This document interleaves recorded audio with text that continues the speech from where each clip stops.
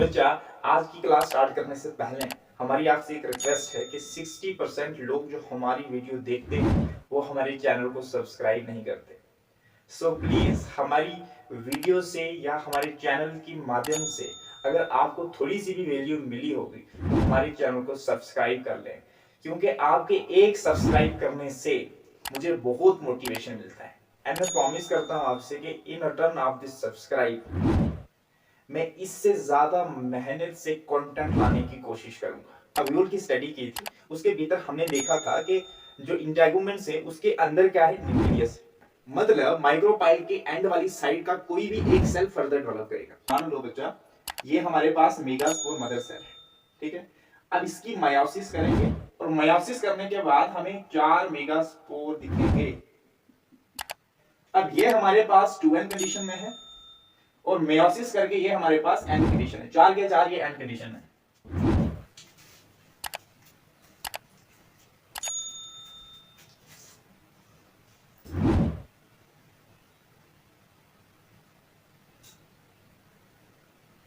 Hello बच्चा लोग, नमस्कार, गुड मॉर्निंग, सत श्री अकाल, आदाब। क्या हाल चाल है आपके? उम्मीद करते हैं आप लोग सब बढ़िया होंगे, एकदम मस्ती में होंगे। तो स्वागत है आपका हमारे इस बेहतरीन से चैनल एके दर्द कमार। So my name is Ajay Kumar, I am your biology educator with mentor. So बच्चा, आज की क्लास स्टार्ट करने से पहले हमारी आपसे एक रिक्वेस्ट है कि 60% लोग जो हमारी वीडियो देखते हैं वो हमारे चैनल को सब्सक्राइब नहीं करते। सो प्लीज हमारी वीडियो से या हमारे चैनल के माध्यम से अगर आपको थोड़ी सी भी वैल्यू मिली होगी तो हमारे चैनल को सब्सक्राइब कर लें, क्योंकि आपके एक सब्सक्राइब करने से मुझे बहुत मोटिवेशन मिलता है। एंड मैं प्रॉमिस करता हूं आपसे कि in return of this subscribe मैं इससे ज्यादा मेहनत से कंटेंट लाने की कोशिश करूंगा। ठीक है, तो आज की क्लास स्टार्ट करें। ठीक है, तो आज का बच्चा जो हमारा टॉपिक है वो है मेगास्पोरोजेनेसिस। अब एक्चुअल में मेगास्पोरोजेनेसिस का क्या प्रोसेस है उसके बारे में डिटेल में समझने की कोशिश करेंगे। ठीक है, तो स्टार्ट करें। ठीक है बच्चा, तो स्टार्ट करते हैं मेगास्पोरोजेनेसिस। एक्चुअल में मेगास्पोरोजेनेसिस में होता है क्या है? देखो बच्चा, पिछली क्लास में हमने देखा था कि जब हमने अव्यूल की स्टडी की थी उसके भीतर हमने देखा था कि जो इंटेगुमेंट्स है उसके अंदर क्या है, न्यूक्लियस। ठीक है, तो देखो ध्यान से, हमने क्या किया था, मान लो ये हमने अव्यूल ड्रा किया था। ठीक है बच्चा, ये हमने अव्यूल ड्रा किया था और ये हमारे पास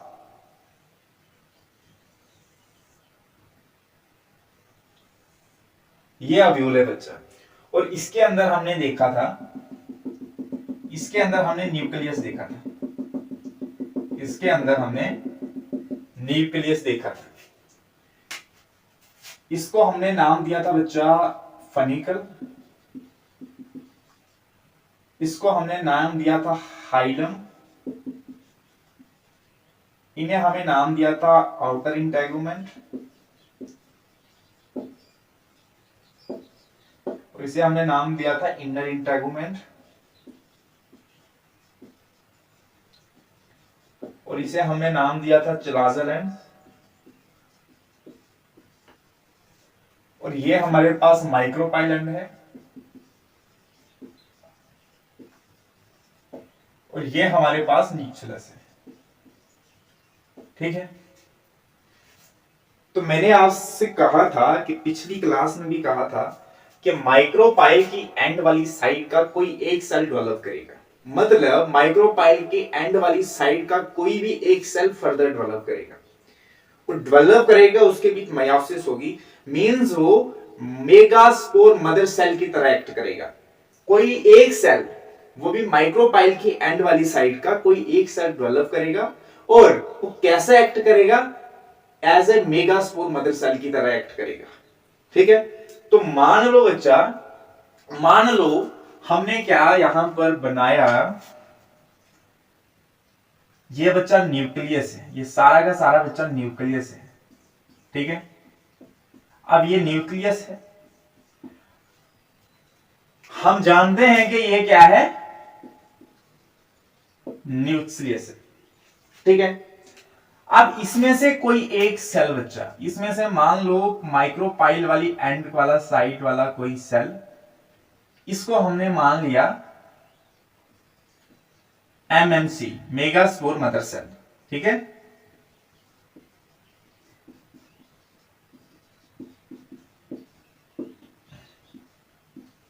ठीक है, इसको हमने क्या मान लिया, मेगास्पोर मदर सेल मान लिया। अब इस मेगास्पोर मदर सेल की मयोसिस करेंगे। तो यहां पर हम क्या करेंगे, इस मेगास्पोर मदर सेल की, मान लो बच्चा ये हमारे पास मेगास्पोर मदर सेल है। ठीक है, अब इसकी मयोसिस करेंगे, इसकी मयोसिस करेंगे और मयोसिस करने के बाद हमें 4 मेगास्पोर दिखेंगे। हमारे पास 4 हैप्लॉइड मेगास्पोर दिखेंगे।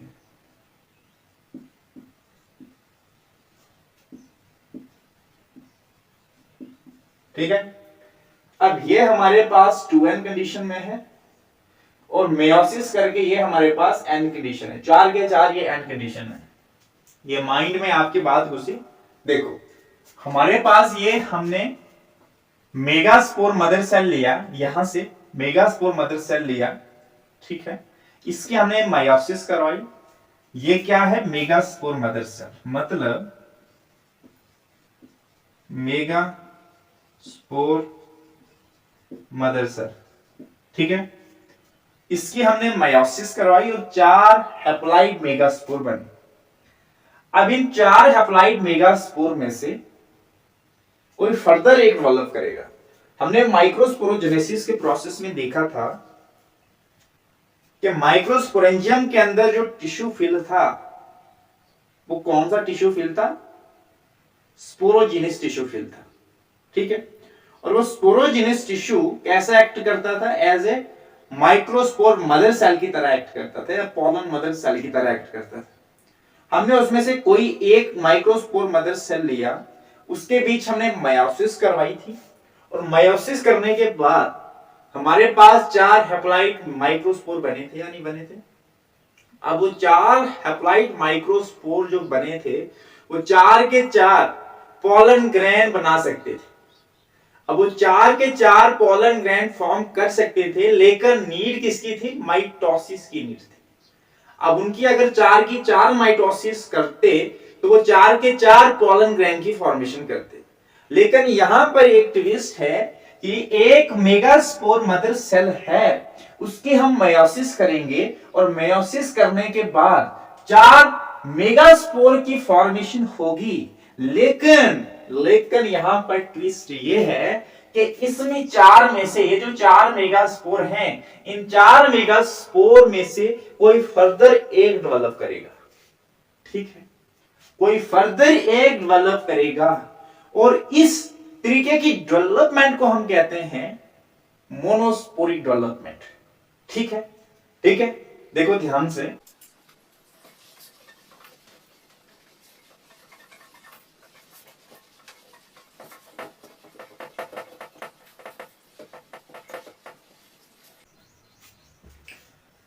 देखो बच्चा, मान लो ये हमारे पास न्यूक्लियस है, ये हमारे पास न्यूक्लियस है। हम जानते हैं कि ये हमारे पास न्यूक्लियस है। अब इसमें से कोई एक माइक्रोपाइल एंड के पास वाला कोई एक सेल डेवलप करेगा, जिसको हमने क्या नाम दिया, मेगा स्पोर मदर सेल। ठीक है, जिसको हमने क्या नाम दिया, मेगास्पोर मदर सेल का नाम दिया। अब इस मेगास्पोर मदर सेल की हम मेयोसिस करेंगे। मान लो बच्चा इसमें से हमने एक सेल लिया मेगास्पोर मदर सेल, जिसको हमने कहा MMC, ये हमारे पास MMC है। अब इसकी हम मेयोसिस करेंगे, इसकी हम मेयोसिस करेंगे और 4 हैप्लॉइड मेगास्पोर बनेंगे। 4 हैप्लॉइड मेगास्पोर बनेंगे, न्यूक्लियस बच्चा साथ में होगा इसके। अब 4 हैप्लॉइड मेगास्पोर बने। अब ये हमारे पास 2n कंडीशन में है और ये हमारे पास एंड कंडीशन में, ठीक है। ये हमारे पास 4 हैप्लॉइड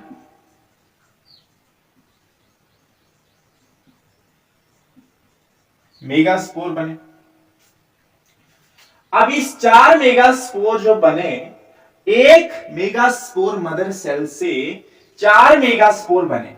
अब ये जो एक मेगास्पोर मदर सेल है, 4 मेगास्पोर बने, इस सारे प्रोसेस को हम कहते हैं बच्चा मेगास्पोरोजेनेसिस।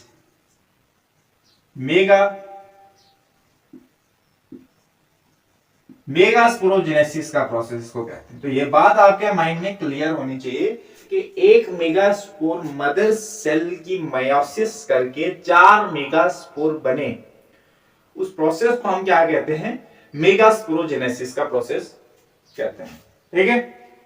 अब क्या होगा? अब ये 4 मेगास्पोर जो यहां पर हैं, इनमें से कोई एक फर्दर डेवलप करेगा और बाकी वाले 3 है, जो बाकी वाले 3 है वो क्या कर जाएंगे? डीजनरेट कर जाएंगे।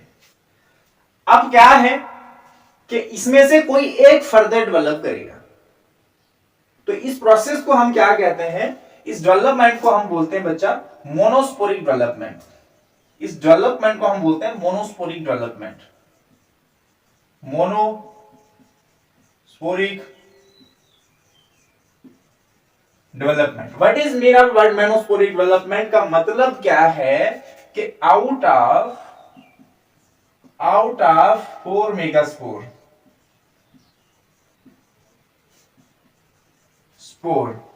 ओनली 1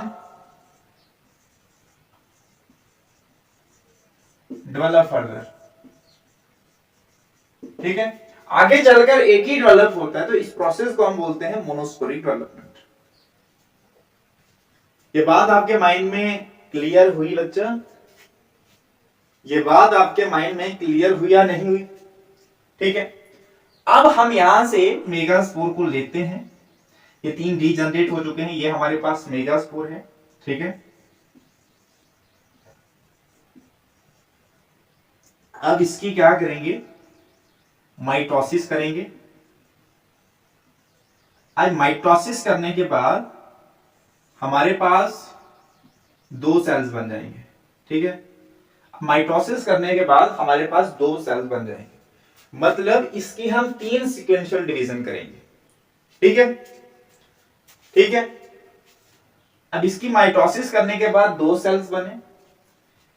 जब 2 सेल्स बने तो इसके भीतर एक वैक्यूल आ गया, ठीक है। इस सेल के भीतर एक वैक्यूल आ गया और यहां पर जो इसका न्यूक्लियस है, जो यहां पर बच्चा ये न्यूक्लियस है, माइटोसिस करने के बाद इसका न्यूक्लियस डिवाइड हुआ, 2 इसके न्यूक्लियस सेल बन गए। अब इस 2 न्यूक्लियस सेल जब बने तो इसके बीच एक वैक्यूल आ गया। इस वैक्यूल आने की वजह से ये जो 2 न्यूक्लियस साथ में थे वो दूर दूर हो गए, ठीक है। अब इसकी फिर माइटोसिस हुई बच्चा, इसकी माइटोसिस हुई। अब माइटोसिस होने के बाद 4 सेल बनेंगे, ठीक है। यहां पर 4 सेल बन गए। इसकी फिर से माइटोसिस हुई। माइटोसिस होने के बाद 4 से 8 सेल बन गए, ठीक है। 1 2 3 4 1 2 3 4। इसके कितने डिवीजन हुई? 3 सीक्वेंशियल डिवीजन हुई इसकी। 1 माइटोसिस, 2 माइटोसिस, 3 माइटोसिस, 1 से 2 सेल, 2 से 4 सेल, 4 से 8 सेल। अब हमारे पास यहां पर 8 सेल्स न्यूक्लियस बने, न्यूक्लियस के 8 सेल्स बने, ठीक है। हम कहते हैं कि हमारे पास मेगास्पोर है और ये इसका न्यूक्लियस है। अब यहां पर 2 न्यूक्लियस है और यहां पर बच्चा एक वैक्यूल आ गया है और ये हमारे पास 4 न्यूक्लियस है। यहां पर हमारे पास 4 न्यूक्लियस है, और यहां पर हमारे पास 8 न्यूक्लियस है। ठीक है, ठीक है।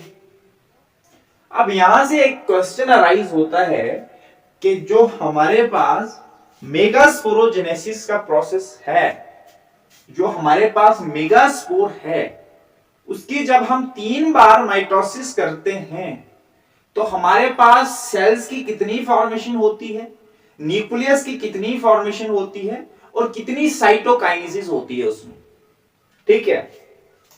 और यहां से क्वेश्चन अराइज होता है कि मैं अगर बात करूं टोटल सेल्स की, टोटल न्यूक्लियाई की और टोटल साइटोकाइनेसिस की, तो यहां पर अगर मैं सबसे पहले बात करूं टोटल न्यूक्लियस,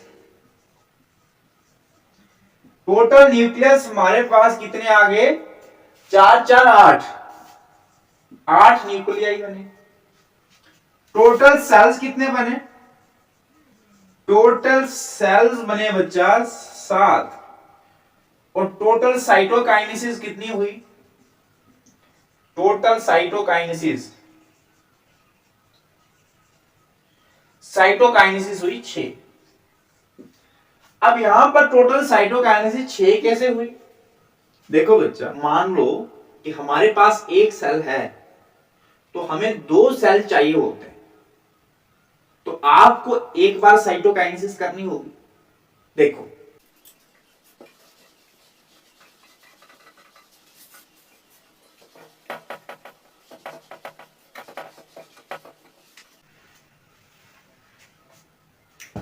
मैंने आपसे कहा, मैंने कहा ये हमारे पास मेगास्पोर है, इसकी हमने माइटोसिस की और माइटोसिस करने के बाद इसने अपना न्यूक्लियस डिवाइड किया। अब इसने अपना न्यूक्लियस डिवाइड किया तो फिर से हमारे पास जब इसके 2 सेल्स बने, एक सेल से 2 सेल्स जब बने तो इसके अंदर एक वैक्यूल आ गया। तो इस वैक्यूल आने की वजह से जो यहां पर 2 न्यूक्लियाई हैं वो क्या हो गए, दूर दूर हो गए। ठीक है। अब इसकी हमने फिर से माइटोसिस की और माइटोसिस करने के बाद यहां पर हमारे पास 4 सेल्स बन गए। अब हमारे पास इसकी हमने फिर से माइटोसिस की तो हमारे पास फाइनली 8 सेल्स बन गए। हमारे पास कितने सेल्स बन गए, 8 सेल्स बन गए। तो इसकी पहली माइटोसिस है, इसकी बच्चा दूसरी माइटोसिस है और इसकी तीसरी माइटोसिस है। मतलब ये माइटोटिकली अपने न्यूक्लियस को कंटिन्यू डिवाइड कर रहा है। 1 से 2 सेल स्टेज, 2 से 4 सेल स्टेज, 4 से सीधा 8 सेल स्टेजेस तक पहुंच रही है। तो इस डेवलप को कहते हैं हम strictly free nuclear division, strictly free nuclear development. Continue mitotically अपने न्यूक्लियस को ये डिवाइड कर रहा है। ठीक है। तो हमने कहा कि हमारे पास टोटल न्यूक्लियाई कितने बने, 8। फिर कहा कि टोटल सेल्स कितने बने, 7। और टोटल साइटोकाइनेसिस कितनी हुई, 6। ठीक है।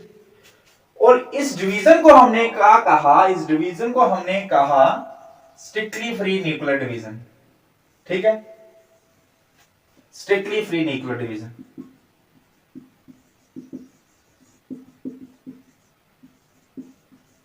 न्यूक्लियर डिवीजन तो कंटिन्यू अपने न्यूक्लियस को डिवाइड कर रहा है, तो इसको हमने क्या कहा, स्ट्रिक्टली फ्री न्यूक्लियर डिवीजन। ठीक है, इतनी सी बात समझे। अब क्या होता है बच्चा, अब क्या होता है, अब 8 सेल, आप यहां पर 8 न्यूक्लियाई आपको दिख रहे हैं, 6 सेल्स, आप 7 सेल्स आपको दिख रहे हैं। अब साइटोकाइनेसिस 6 दिख रही है हमारे पास। देखो 6, अगर हमारे पास एक सेल है तो बच्चा अगर उसके हमने 2 सेल्स बनाने हैं, अगर उसके हमने 2 सेल्स बनानी है तो इसकी एक बार साइटोकाइनेसिस करेंगे तो हमारे पास 2 सेल्स बनेंगे। अगर आपको 3 सेल्स बनाने हैं, अगर आपको 3 सेल्स बनाने हैं तो 3 सेल के लिए आपको क्या करना होगा, इसकी एक बार साइटोकाइनेसिस करनी है, इसकी एक बार साइटोकाइनेसिस करेंगे तो हमारे पास 1 2 3 सेल बनेंगे या नहीं बनेंगे। अगर आपको 4 सेल्स बनाने हैं, अगर आपको 4 सेल्स बनाने तो इसकी एक बार साइटोकाइनेसिस करेंगे तो हमारे पास 4 सेल बनेंगे। ठीक है। इसी तरह से अगर आपको 5 सेल्स बनाने हैं तो 5 सेल्स बनाने के लिए आपको एक बार साइटोकाइनेसिस करनी होगी तो हमारे पास 5 सेल्स बनेंगे या नहीं बनेंगे। ठीक है।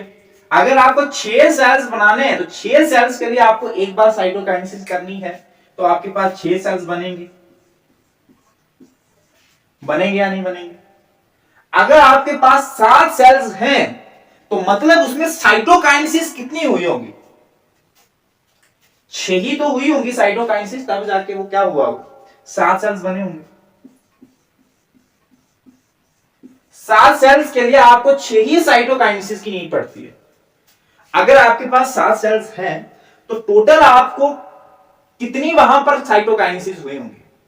अगर आपके पास 7 सेल हैं तो टोटल कितनी साइटोकाइनेसिस हुई होंगी, उसमें टोटली 6 का साइटोकाइनेसिस हुई होंगी। देखो यहां पे एक साइटोकाइनेसिस, 2 3 4 5 6, 6 से हमारे पास 7 सेल्स हैं और 6 हमारे पास साइटोकाइनेसिस हुई होंगी। मतलब मेरी बात समझे आप, अगर हमारे पास एक सेल है तो अगर आपने उस सेल के 2 बनाने, अगर डिवाइड करना है उसको 2 सेल्स बनाने तो आपको एक साइटोकाइनेसिस करनी होगी उसकी। ठीक है। अगर 3 बनाने हैं तो एक सेल की दोबारा साइटोकाइनेसिस करेंगे तो 3 बन जाएंगे। ठीक है। अगर हमारे पास 3 ऑलरेडी है तो आपको 4 सेल्स बनाने हैं तो एक सेल्स की आपको साइटोकाइनेसिस करनी पड़ेगी तो हमारे पास 4 सेल बन जाएंगे। तो ये बात माइंड में आपके घुसी कि हमारे पास 7 इसमें सेल्स हैं, 8 न्यूक्लियस हैं और 6 साइटोकाइनेसिस होंगे। तो फाइनली हमारे पास एक स्ट्रक्चर डेवलप होता है जिसे हम कहते हैं ये हमारे पास स्ट्रक्चर डेवलप हुआ। यहां पर बच्चा ये जो 4 इस वाले कॉर्नर पर हैं, इस वाले एंड पर हैं, तो इन्होंने अपनी एक जंक्शन बना दिया। इन 3 सेल ने जुड़कर एक अपना जंक्शन बना लिया और यहां पर ये जो अपोजिट 3 एंड वाले हैं तो इन्होंने अपना एक जंक्शन बना लिया। ठीक है। और सेंटर में 2 सेल्स हैं, सेंटर में 2 सेल्स हैं। ठीक। अब इन्हें हमें नाम दिया, ये 3 को हमने नाम दिया एंटीपोडल्स। एंटीपोडल्स, जो सेंटर में 2 है इनको हमने नाम दिया पोलर न्यूक्लियस। और जो यहां पर बचा ये 3 जुड़े हुए हैं, 3, ये 3 को, इस सारे को बोला हमने एग अपरेटस। ठीक है। और अगर मैं इसको एक एक नाम दे दूं तो हमारे पास ये हमारे पास एग सेल है, ये हमारे पास साइनर्जिड्स हैं। ठीक है। ये 2 हमारे पास साइनर्जिड्स है और एक हमारे पास एग सेल है और तीनों को हम बोलते हैं एग अपरेटस। तो फाइनली ये हमारे पास क्या है, फीमेल गैमेटोफाइट। फीमेल गैमेटोफाइट का स्ट्रक्चर है। ठीक है। ठीक है। तो फाइनली हमारे पास ये फीमेल गैमेटोफाइट का स्ट्रक्चर है। ठीक है।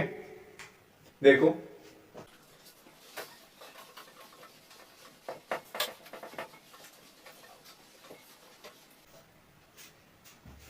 अब हम फाइनली बच्चा फीमेल गैमेटोफाइट का स्ट्रक्चर बनाते हैं। ठीक है। ये 3 सेल्स यहां पर हैं, ये 3 सेल्स यहां पर हैं, इस वाला एंड पर है। इनको हम क्या नाम देते हैं, ये 3 सेल्स इस वाले एंड पर हैं, इन्हें हम क्या नाम देते हैं। और सेंटर में 2 हैं, इन्हें हम क्या नाम देते हैं। जो ये 3 सेल्स हैं बच्चा, इनको हम नाम देते हैं एंटीपोडल्स।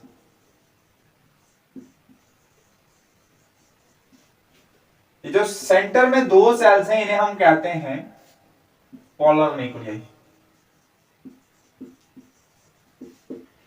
और ये हमारे पास ये जो सेल है इसको हम बोलते हैं एग सेल। और ये जो हमारे पास दो सेल्स हैं इन्हें हम कहते हैं साइनर्जिड्स। कितने हैं? दो सेल साइनर्जिड्स के। और इस सारे को मिला के हम बोलते हैं एग अपरेटस। ठीक है। और इस सारे को बच्चा, ये जो बची हुई स्पेस है, जितना भी बची हुई स्पेस है, इसको हम बोलते हैं सेंट्रल सेल। ठीक है। ये सारा का सारा इसको हम बोलते हैं सेंट्रल सेल। और सेंट्रल सेल सबसे लार्ज सेल है। ठीक है। यहां पर जो साइनर्जिड्स हैं इनके अंदर फिलीफॉर्म अपरेटस है, सेलुलर थिकनिंग है। और यही जो हमारे पास साइनर्जिड्स हैं, यही पोलन ट्यूब को क्या करते हैं? इंट्रैक्ट करते हैं। ठीक है।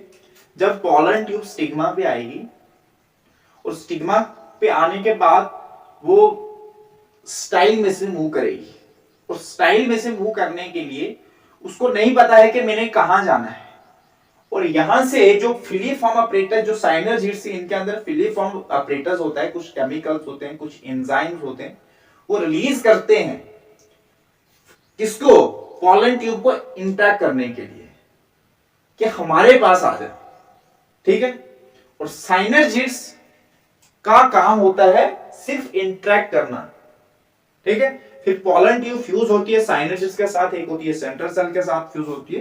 तो उसका जो आगे का प्रोसेस है उसके बारे में हम आगे डिटेल में समझेंगे। तो आई होप के आज की क्लास आपको समझ में आ चुकी होगी। ठीक है।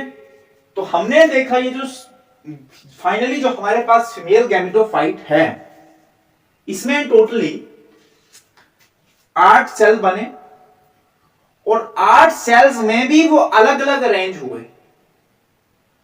ठीक है। कुछ माइक्रोपाइल एंड की साइड चले गए, कुछ लाजर एंड की साइड चले गए। ठीक है। और ये हमारे पास फीमेल गैमेटोफाइट है, फीमेल